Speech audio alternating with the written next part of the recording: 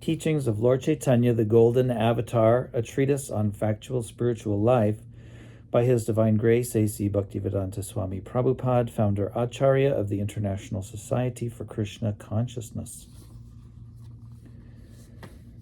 Part 1. And Part 1 is comprising chapters 1 through 16, and Part 2 comprises chapters 17 through 32. So Part 1, Chapter 1.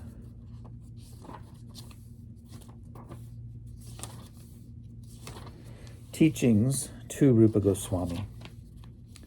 And we begin with a line drawing, the caption of which says, Rupa Goswami and his younger brother Anupam, Vallabha, meet Lord Caitanya at Prayag, Allahabad.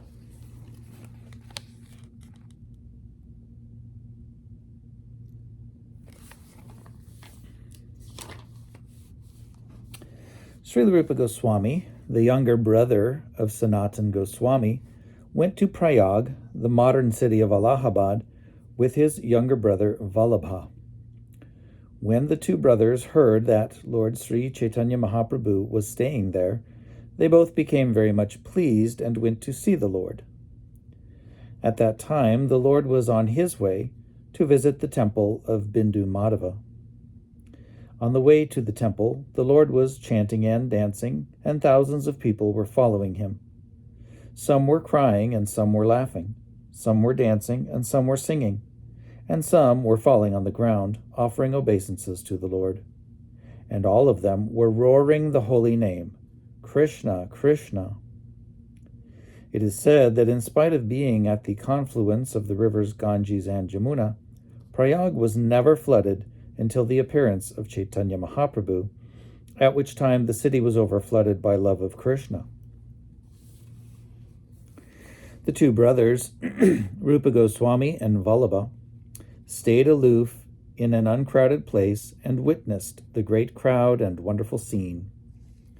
When the Lord danced, he raised his arms and shouted, Hari Bol, Hari Bol. The people all about him were astonished to see his activities. Indeed, the wonderful scene is difficult to describe. After visiting the temple, the Lord accepted prasadam, food offered to the deity, at the house of a Deccanist, southern Brahmin, with whom he was acquainted. While sitting alone at the Brahmin's home, the Lord was visited by Rupa Goswami and Vallabha. From a distance, the two brothers fell down on the ground to offer obeisances, and they chanted many Sanskrit verses from the scriptures. When the Lord saw Rupa Goswami offering obeisances before him, he became very much pleased and said, My dear Rupa, please get up. The Lord then informed Rupa Goswami of the causeless mercy of Krishna upon him, for Krishna had just delivered him from the materialistic way of life, which is based simply on pounds, shillings, pence. The Lord accepted the two brothers as his devotees, and he cited a verse from the scriptures stating that the Lord will not accept a Brahmin who has studied the four Vedas if he is not a devotee, but he will accept someone from a very low family if he is a pure devotee. Then the Lord embraced the two brothers, and out of his causeless mercy, he touched their heads with his lotus feet. Blessed in this way, the brothers offered prayers to the Lord in their own words. The prayers indicated that Lord Sri Krishna Chaitanya Mahaprabhu was Krishna himself, that he had assumed a fair-complexioned form, Gauranga, and that he was the most munificent incarnation of Krishna, because he was distributing love of Krishna. Srila Rupa Goswami also recited a verse later found in the book Govinda Lilamrita 1.2. Jogyana matang bhuvanang dayalur ulaghayan apya karot pramatam swaprema sampat sudhaya bhuteham Sri Krishna Chaitanyam Anung Prapadye. Quote, "Let me surrender unto the lotus feet of Sri Krishna Chaitanya Mahaprabhu, who is the greatest, most merciful personality of Godhead. He delivers those who are merged in ignorance and offers them the highest gift, love of Krishna, and thus makes them mad after Krishna consciousness." Unquote. After this incident, Vallabha Bhatt invited the Lord to go to the other side of the Ganges, and the Lord went. On this trip, Rupa Goswami accompanied the Lord, and indeed, wherever the Lord went, Rupa Goswami would follow him and stay with him. Because the Lord felt inconvenienced in crowded places, he asked Rupa Goswami to accompany him to a place on the banks of the Ganges known as Dasha Swamedha Ghat.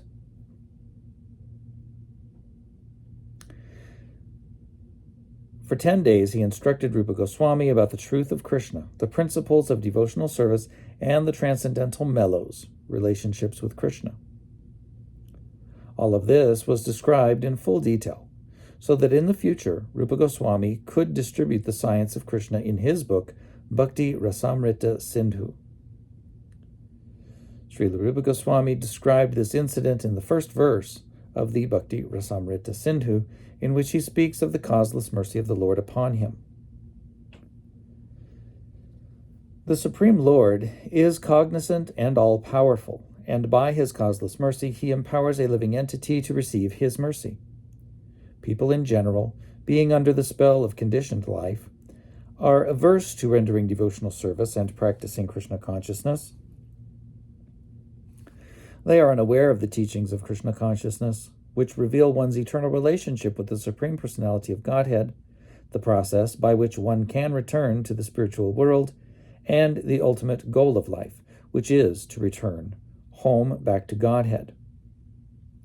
Because these things are unknown to the conditioned soul, Lord Caitanya, out of his causeless mercy, instructed Rupa Goswami in the principles of devotional service. Later, Rupa Goswami distributed this science to the people in general. In the prologue to the Bhakti Rasamrita Sindhu 1.1.2, Rupa Goswami describes Lord Caitanya as follows. Hridiyasya preranaya pravartito hang varaka rupopi tasya harehe pada kamalang vande Chaitanya devasya. Quote, "I offer my respectful obeisances unto the lotus feet of Lord Caitanya Dev, the Supreme Personality of Godhead, because he has inspired me with the desire in my heart to write something about devotional service. For this reason, I am writing this book on the science of devotion, known as the Bhakti Rasamrita Sindhu." Unquote.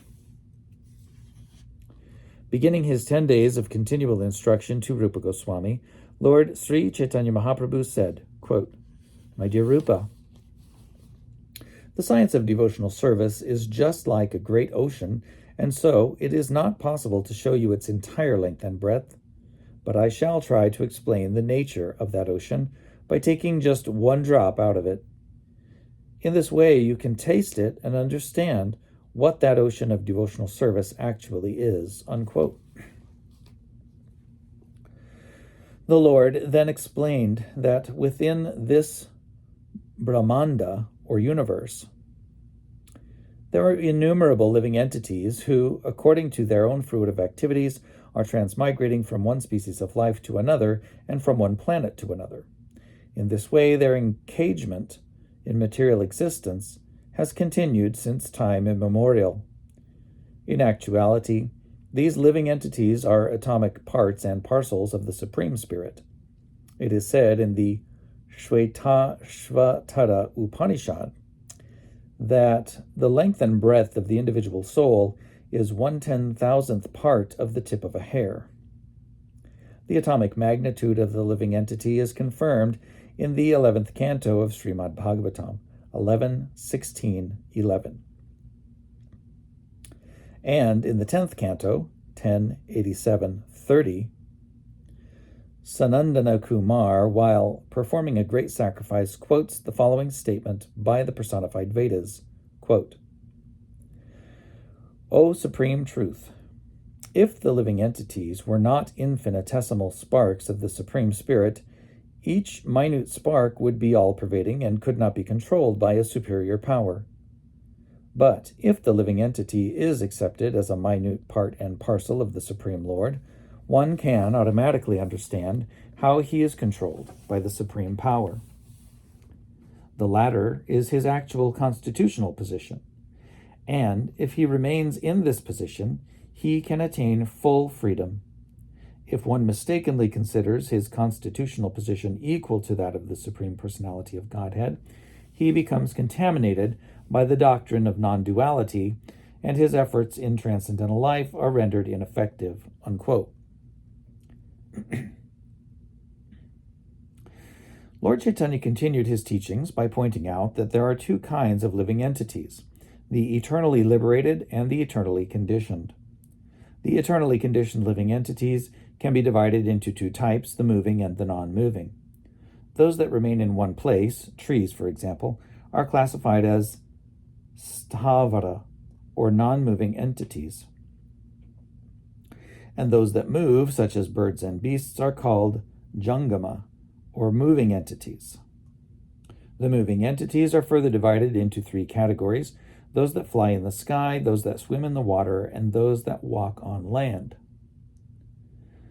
Out of the many millions and trillions of living entities on land, human beings are very few. Out of that small number of human beings, most are totally ignorant of the spiritual science, are unclean in their habits, and have no faith in the existence of the Supreme Personality of Godhead. In short, most human beings live like animals. Therefore, these can be deducted from the number of human beings that constitute civilized human society. We can hardly find any human beings who believe in the Vedic scriptures and the existence of God, or even in proper behavior. Those who do believe in these things and in advancing in spiritual life are known as Aryans. Out of those who believe in the scriptures and the advancement of human civilization, there are two classes, the righteous and the unrighteous. Those who are righteous generally execute fruitive activities to derive some good result for sense gratification. Out of many such persons who engage in righteous activities for sense gratification, only a few come to know about the absolute truth. These are called jnanis, empiric philosophers in search of the absolute truth. Out of many hundreds and thousands of such empiric philosophers, only a handful actually attain liberation. When one is liberated, he theoretically understands that the living entity is not composed of material elements, but is spirit soul, distinct from matter. Simply by understanding this doctrine, even theoretically, one qualifies as a mukta, or liberated soul. But the actual mukta is he who understands his constitutional position as part and parcel of the Lord and as his eternal servant. Such liberated souls engage with faith and devotion in the service of the Lord, and they are called Krishna Bhaktas, or Krishna-conscious persons. Krishna Bhaktas are free from all material desires. Although those who are theoretically liberated by knowing that the living entity is not material may be classified among liberated souls, they still have desires. Their main desire is to become one with the Supreme Personality of Godhead. Such persons are very much attached to performing Vedic rituals and righteous activities in order to enjoy material prosperity. Even when some of them transcend material enjoyment, they still try to enjoy in the spiritual world by merging into the existence of the Supreme Lord. Some of them also desire to attain mystic powers through the execution of yoga. As long as any of these desires are within a person's heart, He cannot understand the nature of pure devotional service, and on account of constantly being agitated by such desires, he is not peaceful. Indeed, as long as there is any desire for material perfection at all, one cannot be at peace. Since the devotees of Lord Krishna do not desire anything material, they are the only peaceful persons within this material world. This is confirmed in Srimad Bhagavatam 6:14-5. Muktanam api siddhanang naranaya parayanaha sudurlabaha prashantatma kotishwapi mahamune. Quote, O great sage, out of many millions of liberated persons and persons who have achieved success in mystic yoga, it is very rare to find one who is completely devoted to the Supreme Personality of Godhead and is therefore filled with peace. Unquote. Lord Caitanya next explained that of the many thousands and millions of living entities wandering in the material world, one who, by the grace of Lord Krishna and the spiritual master, gets the seed of devotional service is very rare and fortunate. A pious or religious man is generally inclined to worship deities in various temples. But if by chance, even without his knowledge, he offers his obeisances and worshipful respects to Lord Vishnu and receives the favor of a Vaishnava, a devotee of the Lord, at that time he acquires the asset necessary to approach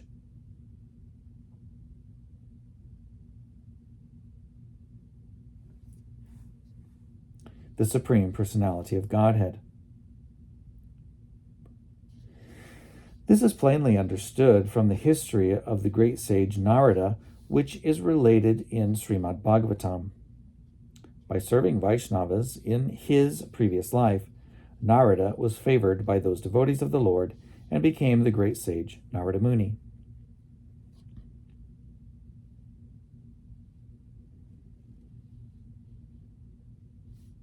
Vaishnavas are generally very compassionate toward the conditioned souls.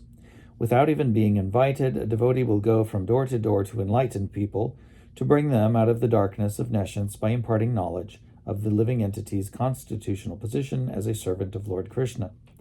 Such devotees are empowered by the Lord to distribute devotional consciousness, or Krishna consciousness, to the people in general. They are known as authorized spiritual masters, and it is by the mercy of such a spiritual master that a conditioned soul gets the seed of devotional service. The causeless mercy of the Supreme Personality of Godhead is first appreciated when one comes in touch with a bona fide spiritual master who can enlighten the conditioned soul and bring him to the highest position of devotional life. Therefore, Lord Caitanya said that by the mercy of the spiritual master one can achieve the causeless mercy of the Lord, and by the mercy of the Supreme Personality of Godhead one can attain the mercy of the bona fide spiritual master. Thus, by the mercy of the spiritual master and Krishna, one receives the seed of devotional service. Then one has to sow the seed in the field of his heart, just as a gardener sows the seed of a valuable tree. After sowing this seed, one has to water it by chanting and hearing the holy name of the Supreme Lord, and by taking part in discussions about the science of devotional service in a society of pure devotees. When the plant of devotional service sprouts up from the seed of devotion, it begins to grow freely. When it is fully grown, it surpasses the length and breadth of this universe, and enters the transcendental atmosphere of the spiritual world, where everything is bathed in the effulgence of the Brahmajyoti. The plant penetrates even the Brahmajyoti, and gradually enters the planet known as Goloka Vrindavan. There, the plant takes shelter at the lotus feet of Krishna. That is the ultimate goal of devotional service.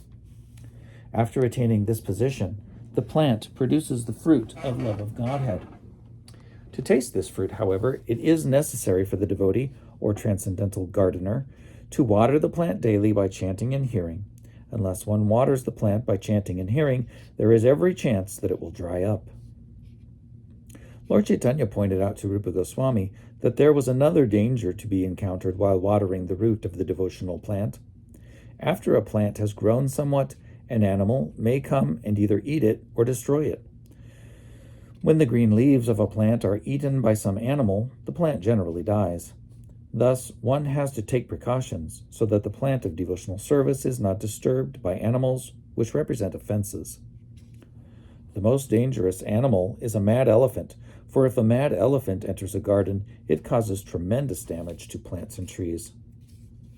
An offense to a pure devotee of the Lord is called Vaishnava Aparad, the mad elephant offense. In the discharge of devotional service, an offense to the feet of a pure devotee creates havoc and stops one's advancement.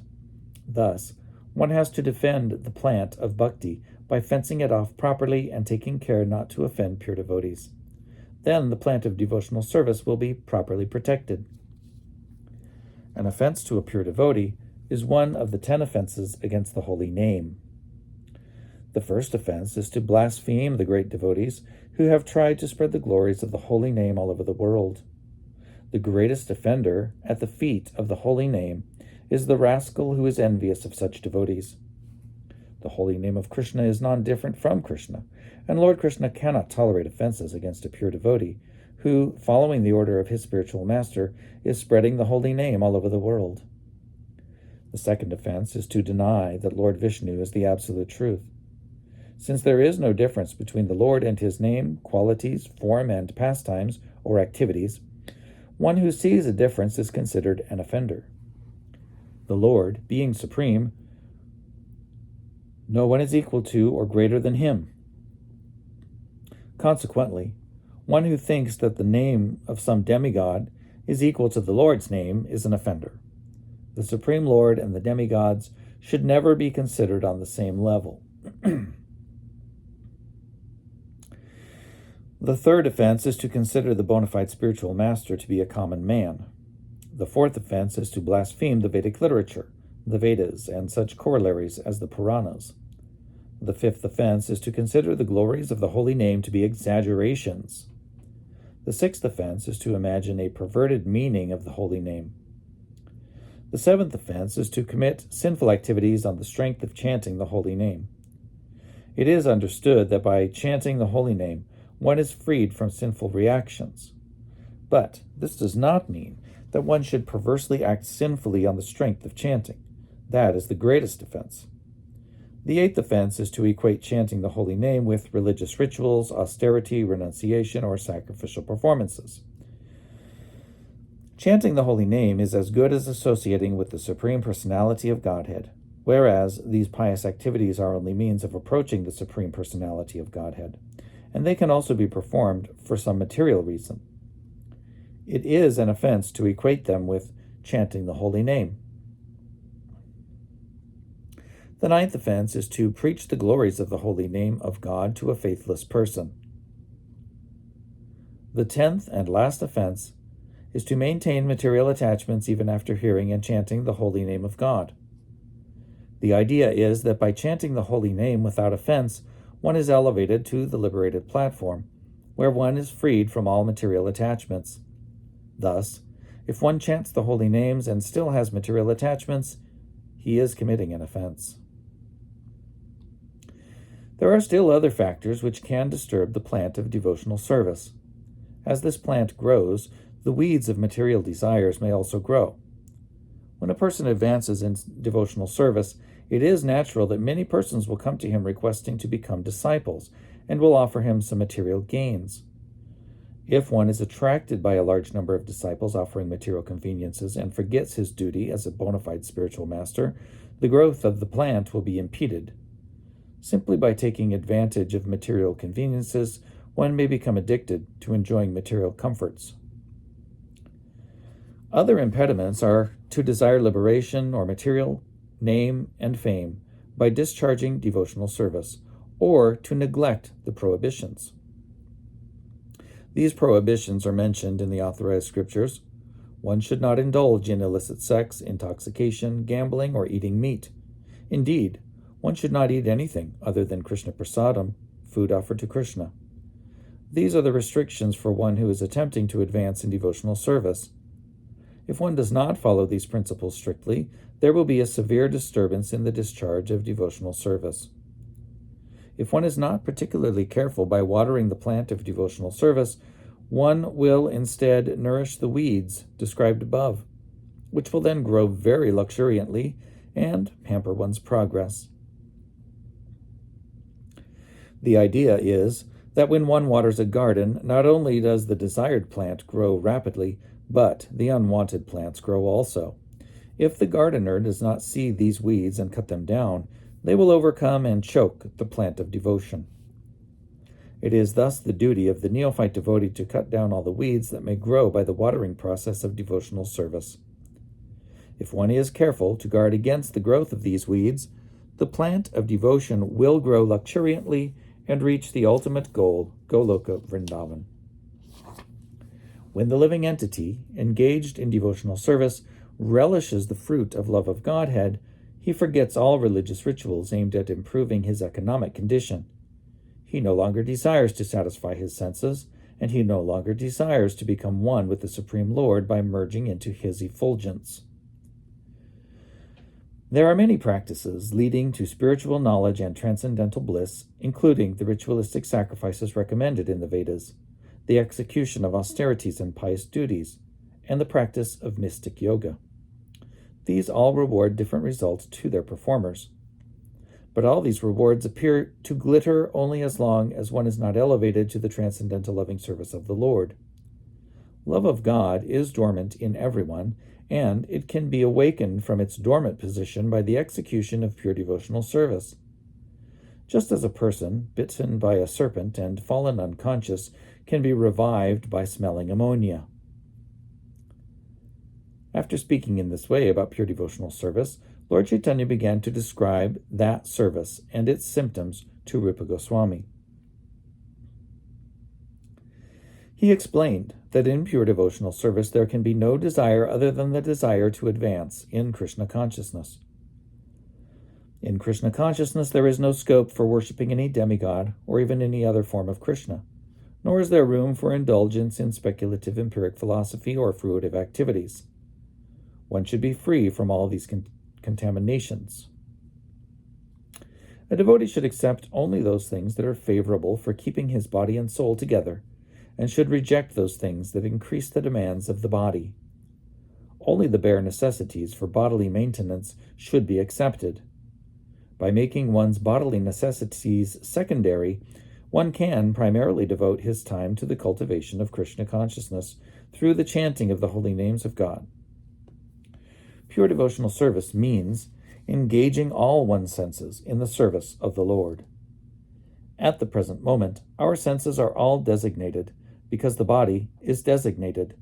So we think that our body belongs to a particular society or a particular country or a particular family.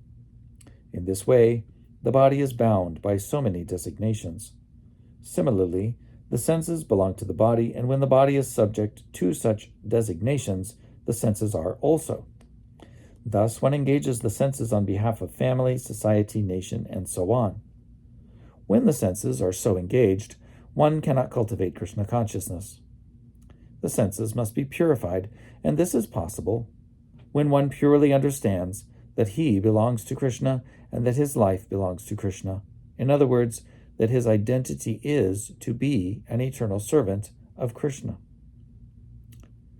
In this way, one can engage his senses in the service of the Lord, and such engagement is called pure devotional service.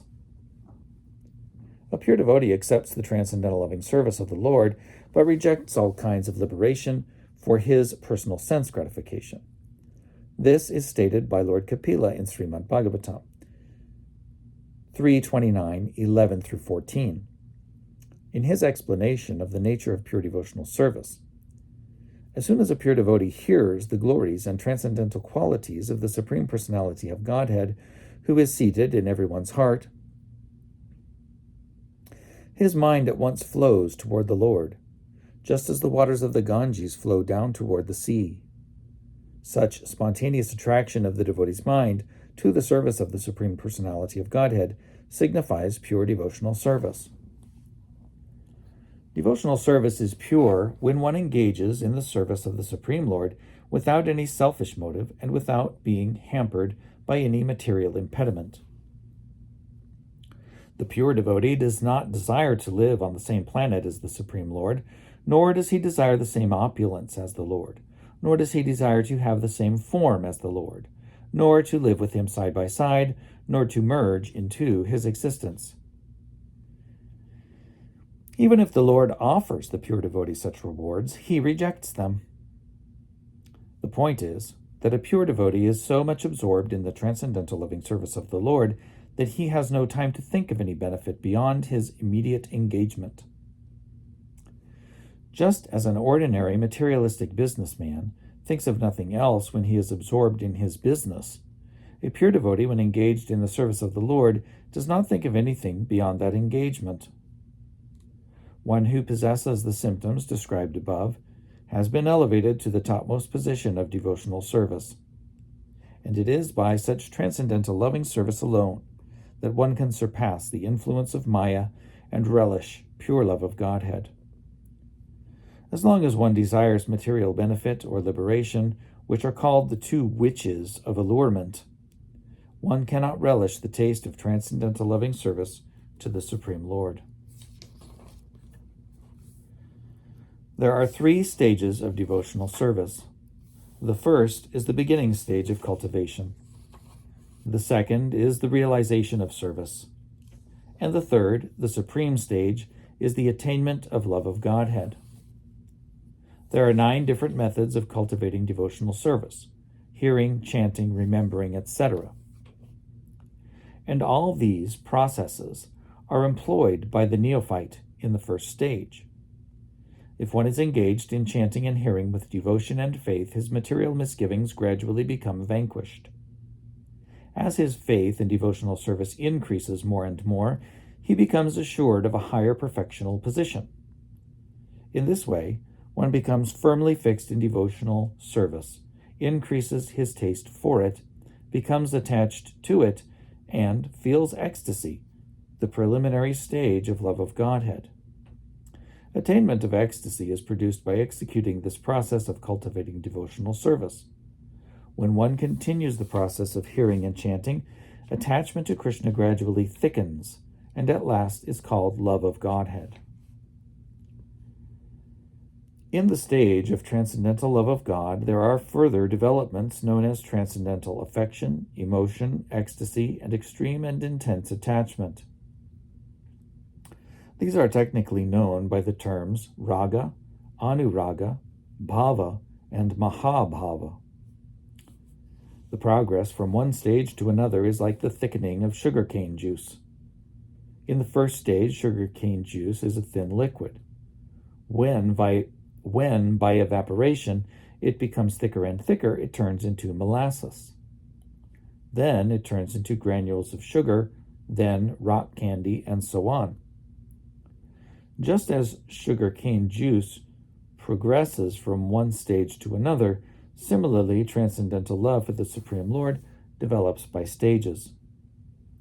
When one actually becomes situated on the transcendental platform, he becomes steady. Unless one is so situated, his position is not steady and he may fall down. When one is actually situated transcendentally, there is no fear of falling down. This stage is technically called sthayi bhava. There are further developments within this stage known as vibhava, anubhava, sattvika, and vyabhichari. When these 4 ingredients are added to the steadfast position of pure transcendental life, there is actually an exchange of rasa or transcendental mellows with the Supreme Lord. This exchange in loving reciprocation between the lover and the beloved is generally called Krishna Bhakti Rasa, the transcendental taste of exchanging loving sentiments between the devotee and the Supreme Personality of Godhead. It should be noted, however, that the transcendental loving exchanges stand on the steadfast position of sthayi bhava, as explained above. The basic principle of vibhava is sthayi bhava, and all other activities are auxiliary for the development of transcendental love. The ecstasy of transcendental love has two components: the context and the cause of the excitement. The context is also divided into two parts, the subject and the object. The exchange of devotional service is the subject and Krishna is the object. His transcendental qualities are the causes of excitement. This means that a devotee who becomes enamored by the transcendental qualities of Krishna becomes excited to serve him. The impersonal Mayavadi philosophers say that the absolute truth is nirguna, without qualities. But the Vaishnava philosophers say that the absolute truth is described as nirguna because he has no material qualities. This is not to say that he has no spiritual qualities. Indeed, the Lord's spiritual qualities are so great and so enchanting that even liberated persons become attracted to him. This is explained in the Atmarama verse of Srimad Bhagavatam 1:7-10, where it is said that those who are already situated on the platform of self-realization are attracted by the transcendental qualities of Krishna. This means that Krishna's qualities are not material, but are pure and transcendental. The highest stage of ecstasy is characterized by the following 13 transcendental activities. 1. Dancing. 2. Rolling on the floor. 3. Singing. 4. Clapping. 5. Stretching the body. 6. Thundering. 7. Yawning. 8. Breathing heavily. 9. Forgetting social conventions. 10. Drooling. 11. Laughing. 12. Shaking the head. And 13. Hiccuping. All these symptoms are not awakened simultaneously. They appear according to the exchange of transcendental mellows. Sometimes one symptom is prominent, and at another time another is prominent. There are 5 transcendental rasas or mellows. The initial stage is called Shanta Rati, wherein one who is liberated from material contamination appreciates the greatness of the Supreme Personality of Godhead. One who attains this stage does not exactly engage in the transcendental loving service of the Lord, for this is the neutral stage. In the second stage, which is called Dasya Rati, a person appreciates his position as being everlastingly subordinate to the Supreme Lord, and he understands that he is eternally dependent on the causeless mercy of the Supreme Person. At that time, there is an awakening of natural affection, such as is felt by a son who grows up and begins to appreciate his father's benedictions. At this stage, the living entity wants to serve the Supreme Lord instead of serving Maya, illusion. The third stage in the development of transcendental love is called Sakya Rati. In this stage, one associates with the Supreme as a friend on an equal level, with love and respect. As this stage is further developed, there is joking and such relaxed exchanges as laughing. On this level, there are fraternal exchanges with the personality of Godhead, and one is free from all bondage. One forgets his inferior position as a living entity, but at the same time, he has the greatest respect for the Supreme Person. In the fourth stage, called Vatsalya Rati, the fraternal affection of the preceding stage develops into parental affection. At this time, the living entity acts as the parent of God. Instead of worshiping the Lord, the living entity as a parent of the Supreme Person becomes an object of worship for him. At this stage, the Lord depends on the mercy of his pure devotee and puts himself under the control of the devotee to be raised nicely. Such a devotee can embrace the Supreme Lord and even kiss his head.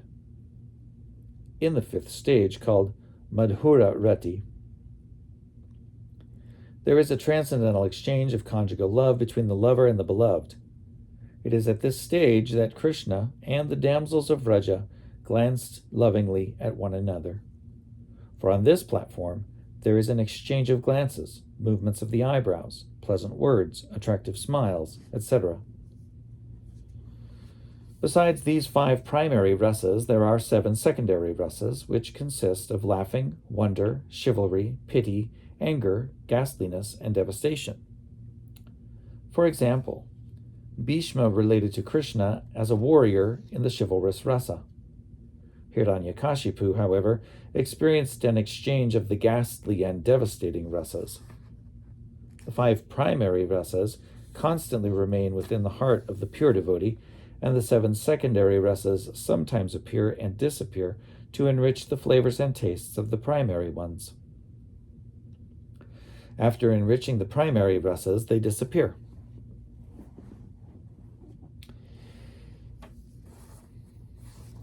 Examples of Shanta Bhaktas, or devotees in the neutral stage, are the 9 Yogendras, namely Kavi, Havi, Antariksha, Prabhuddha, Pipalayana, Avirhotra, Dravida, Drumila, Chamasa, and Karabhajana. The 4 Kumaras, Sanaka, Sanandana, Sanat Kumar, and Sanatan, are also examples of this stage. Examples of devotees in the 2nd stage, servitorship, are Raktaka, Chitraka, and Patraka. These are all servants of Krishna in Gokul. In Dwaraka, there is Daruka. And in the Vaikuntha planets, there are Hanuman and others.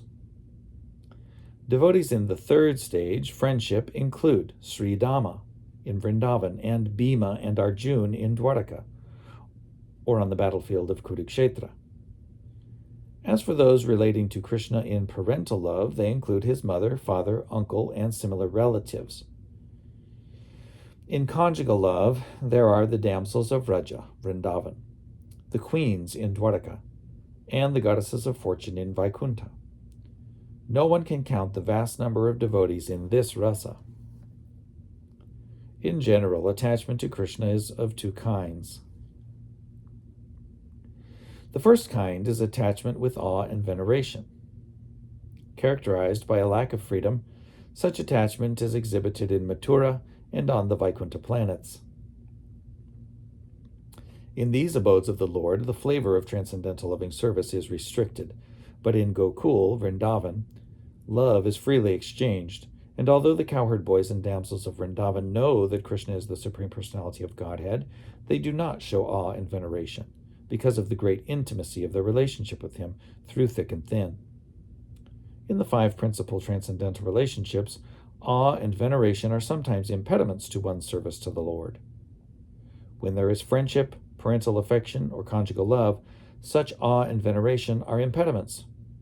For example, when Krishna appeared as the son of Vasudeva and Devaki, they prayed to the Lord with awe and veneration, because they understood that the Supreme Lord Krishna, or Vishnu, had appeared before them as their little child. This is confirmed in Srimad Bhagavatam 10:44-51. Quote, Devaki and Vasudeva, knowing their son to be the Supreme Personality of Godhead, began to pray to him, although he was present before them as their child. Unquote. Similarly, when Arjuna saw the universal form of the Lord, he was so afraid that he begged pardon for his dealings with Krishna as an intimate friend. As a friend, Arjuna often behaved unceremoniously with the Lord, and upon seeing the awesome universal form, Arjuna said, Sakheti matva prasabhang yad uktang. Hey Krishna, hey Yadava, hey Sakheti. Ajanata mahimanang tavedang maya pramadat pranayena vapi. Quote, My dear Krishna, sometimes I insulted you by calling you my dear friend Krishna without knowing the greatness of your inconceivable power. Please forgive me. I was mad to address you like a common friend or a common man. Unquote. Bhagavad Gita 11:41. Similarly, when Krishna was playing jokes on Rukmini, she feared that he might leave her, and became so perturbed that she dropped the fan with which she was fanning him and fainted, falling unconscious to the floor as her hair scattered. She resembled a plantain tree blown down by a blast of wind. But as far as Yashoda, Krishna's mother in Vrindavan, is concerned, Srimad Bhagavatam 10:845 states, Traya Chopanishad Bishcha Sankhya Yogaischa Satvataihi Upagi Yamana Mahatmyang Haring Samanyata Majam.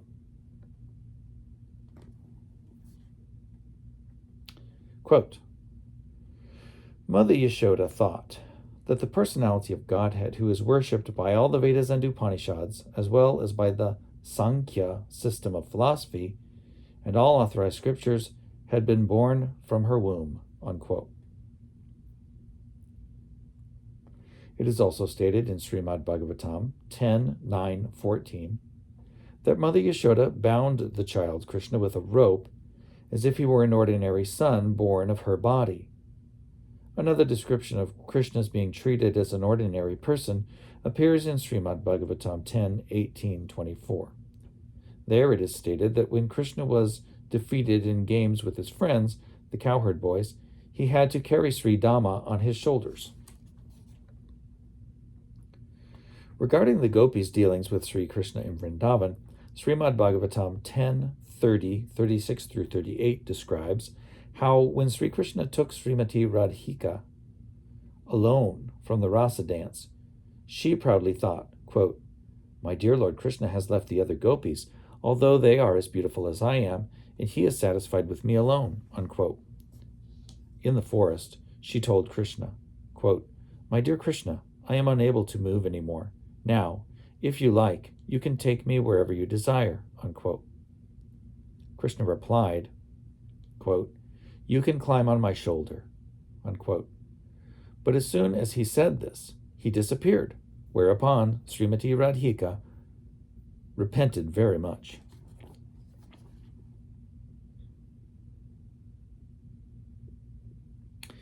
When Krishna disappeared from the scene of the rasa dance, all the gopis began to lament, saying, quote, Dear Krishna, we have come here and left aside our husbands, sons, relatives, brothers, and friends.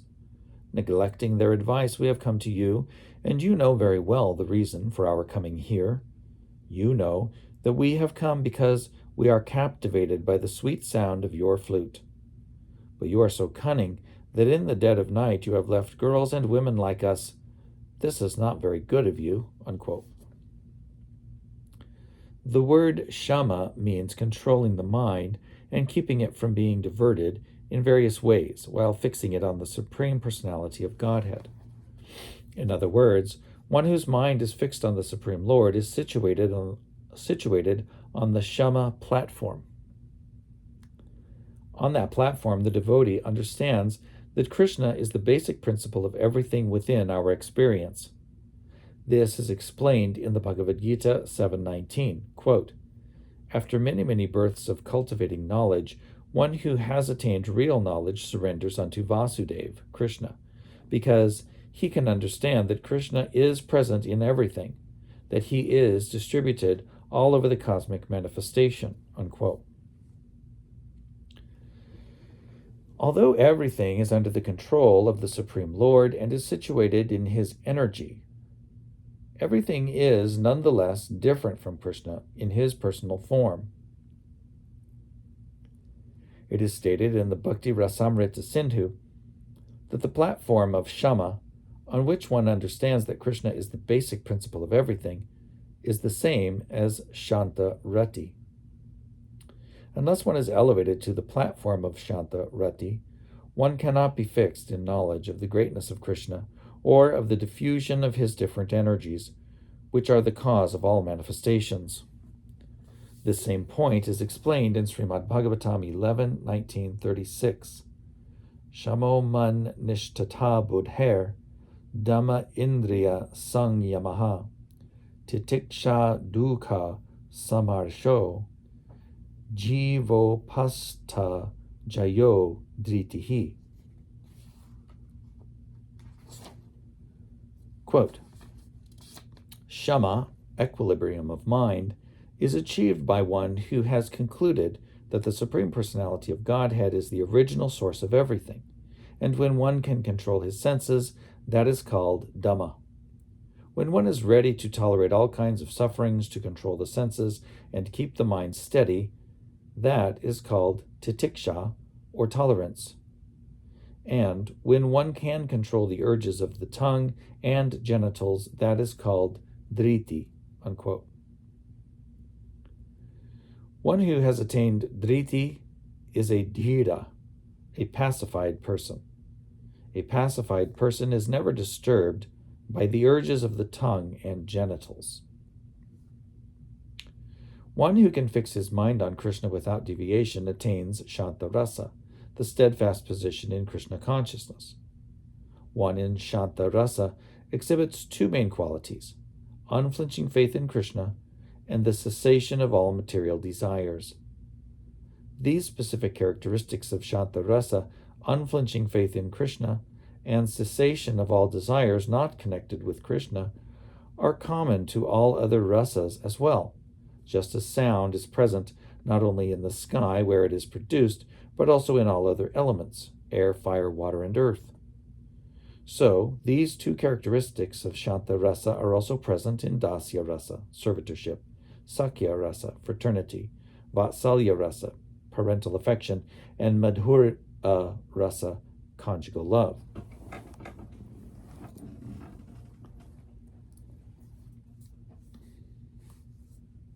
When we speak of desires not connected with Krishna or non-Krishna, this does not mean that anything exists without Krishna.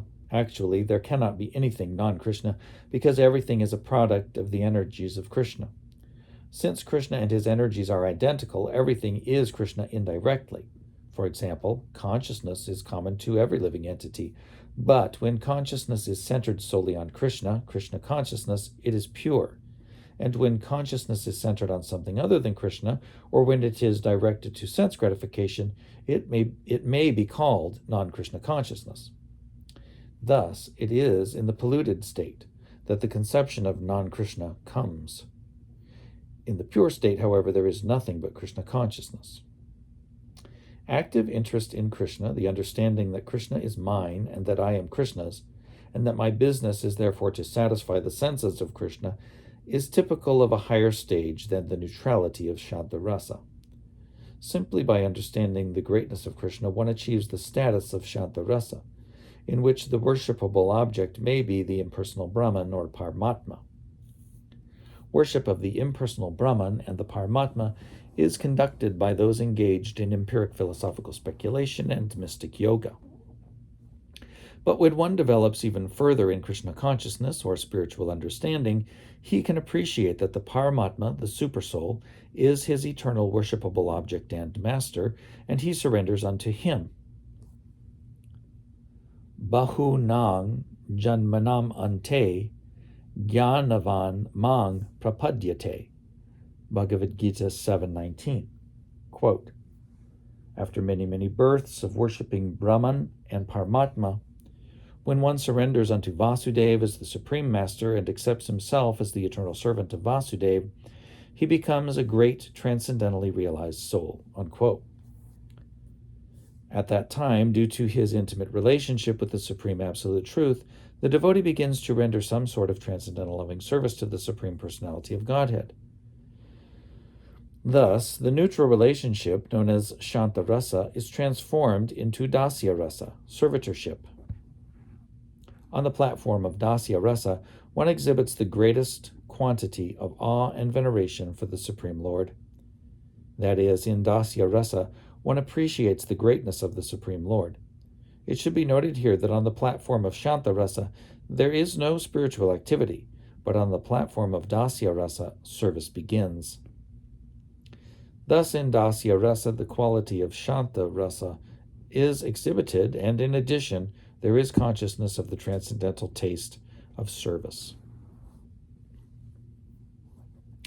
In Sakya Rasa, fraternity, the transcendental qualities of Shanta Rasa and Dasya Rasa are certainly present, but beyond these there is another quality, confidential attachment, which is pure transcendental love. This confidential attachment for the Supreme Personality is technically known as Vishrambha. On the platform of Vishrambha, there is no sense of awe or veneration toward the Supreme Personality of Godhead. Thus, in the transcendental fraternal relationship, Sakya Rasa, there are three transcendental characteristics: the sense of greatness, the sense of service, and the sense of intimacy without awe or veneration. Thus, Sakya Rasa adds one transcendental quality to the qualities of Shanta and Dasya Rasa. Similarly, on the platform of parental affection, Vatsalya Rasa, there are four qualities. In addition to the three qualities already mentioned, there is the sense that the Supreme Lord is dependent on the mercy of the devotee. As a parent of the Supreme Personality of Godhead, the devotee sometimes chastises the Lord and considers himself the Lord's maintainer. This transcendental sense of being the maintainer of the Supreme Maintainer is very pleasing to both the devotee and the Supreme Lord. The Lord instructed Srila Rupa Goswami to write the transcendental literature named Bhakti Rasamrita Sindhu, the Science of Devotional Service, and indicate therein the substance of the five transcendental relationships with the Lord: Shanta, Dasya, Sakya, Vatsalya, and Madhura Rasa. It is explained in that great literature how the transcendental relationship of Shanta Rasa, taking the shape of unflinching faith in Krishna, is further developed into Dasya Rasa with the spirit of service, and then to Sakya Rasa, or undeterred fraternity, and further to the transcendental platform of parental love, wherein one feels himself to be maintaining the Lord. All these transcendental relationships culminate on the highest platform, conjugal love, Madhura Rasa, wherein they all exist simultaneously.